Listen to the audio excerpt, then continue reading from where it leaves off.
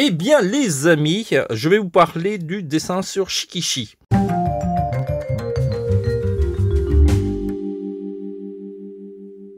J'avais déjà réalisé une vidéo sur le dessin sur Shikishi, mais cette fois-ci, je vais vous faire une vidéo sur la progression du dessin parce que je n'avais pas filmé à l'origine et donc je vais essayer de faire un effort pour vous filmer cette réalisation.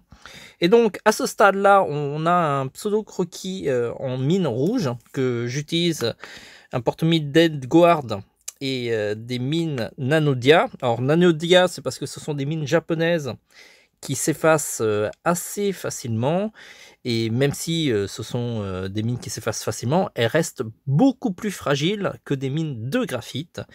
Et c'est pourquoi j'utilise un porte-mine d'Edgeguard qui est un porte-mine de la gamme incassable. Ça permet de préserver la mine beaucoup plus longtemps. Ensuite, j'utilise des gommes au cas, donc j'ai un gomme bloc et une gomme de précision. Et on va continuer la progression de ce croquis-là, hein, et je vous montrerai à la fin à quoi ça ressemble, sachant que ça va me prendre un certain temps pour réaliser tout le dessin.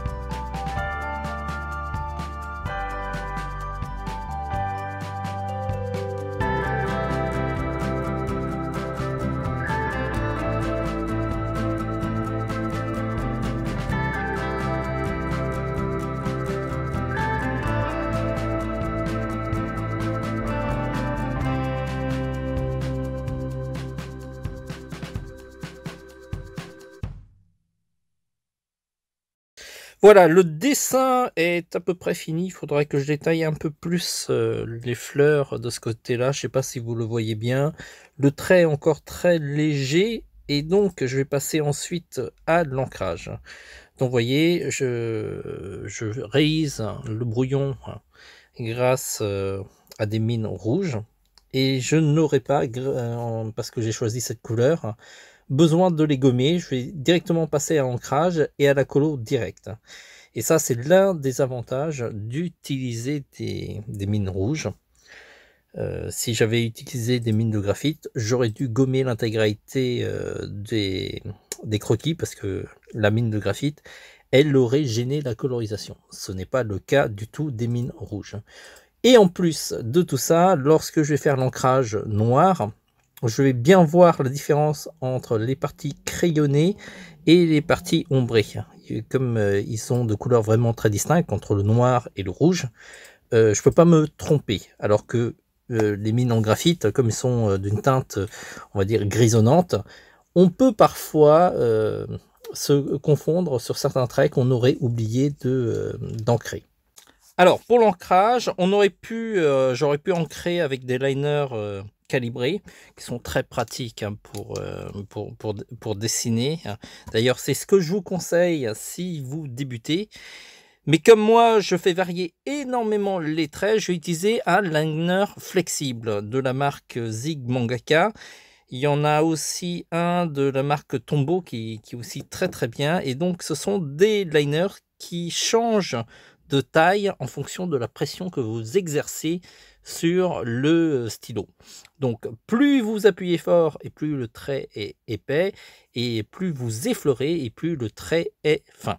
Au niveau du comportement, c'est assez proche de la plume, sauf que vous n'avez pas à comment dire, plonger votre plume, enfin votre stylo tous les X temps, et vous n'avez pas la crainte que l'encre se décharge. Les seuls moments où l'encre se décharge, c'est lorsqu'il n'y a plus assez d'encre et que le stylo il est prêt à être jeté, ce qui est logique.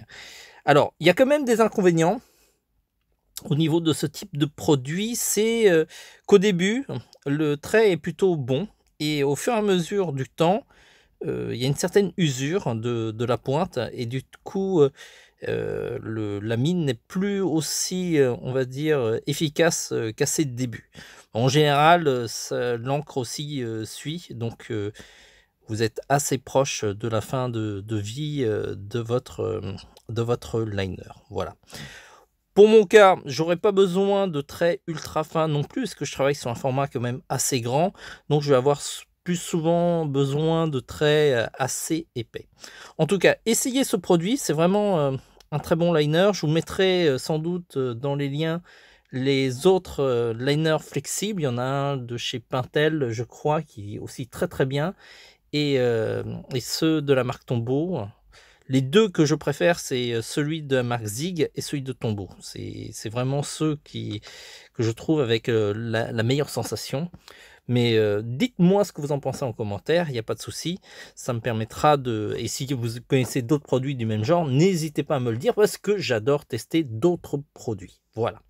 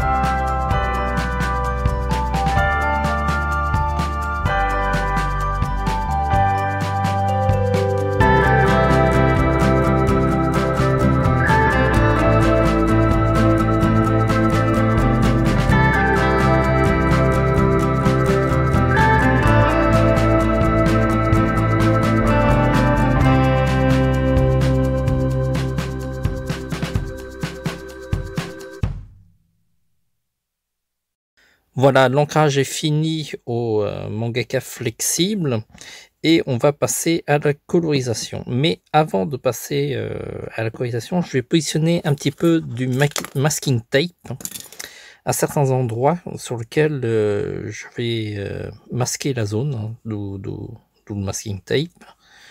Et donc j'utilise du masking tape de la marque MT, parce que c'est une très très bonne marque. Et on va positionner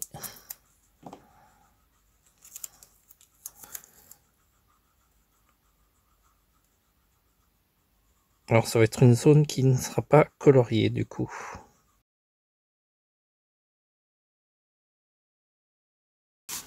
Alors ce qui est bien avec le masking tape, c'est que c'est un pouvoir couvrant qui est très bon.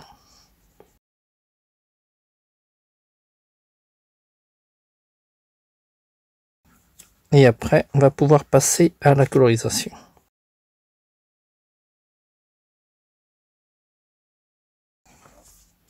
Ok, à peu près ça devrait être bon. Le masking tape est posé. Et il ne manque plus qu'à colorier ce dessin.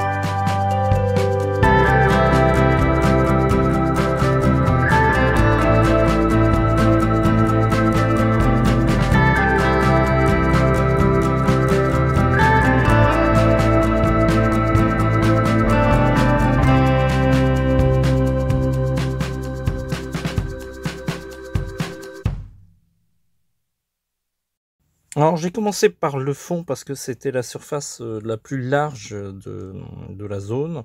Je vais pas superment, détaillé non plus, hein, c'était un simple ciel bleu.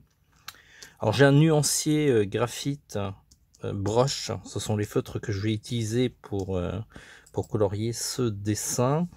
Il faut savoir que, j'ai réalisé, un livre chez Mango sur, la colorisation au feutre et vous avez, à la fin le même nuancier qui permet de choisir les couleurs, hein, et vous avez plein de tutos de coloriage. C'est vraiment un livre sur le coloriage. Il y a des thèmes différents. Celui-là, c'est sur le shoujo. J'ai fait les créatures fantastiques et d'autres. Je vous mettrai les liens en commentaire si ça vous intéresse, parce que l'avantage, c'est que vous avez les palettes de couleurs et le rendu que ça donne. Donc voilà, et on va faire cette colorisation de dessin. J'ai choisi les graphites broche parce que ce sont les feutres que j'ai à ma disposition, et en plus j'ai pas mal de couleurs. Ce sont de très très bons produits, double pointe, et c'est surtout la pointe pinceau qui m'intéresse parce que ça permet vraiment de faire des colorisations qui sont assez sympas. Et en plus, ce sont des feutres qui se rechargent. D'ailleurs, j'utilise énormément les recharges pour les couleurs peau, et c'est assez pratique pour colorier un dessin et de ne pas être à court d'encre. C'est très appréciable.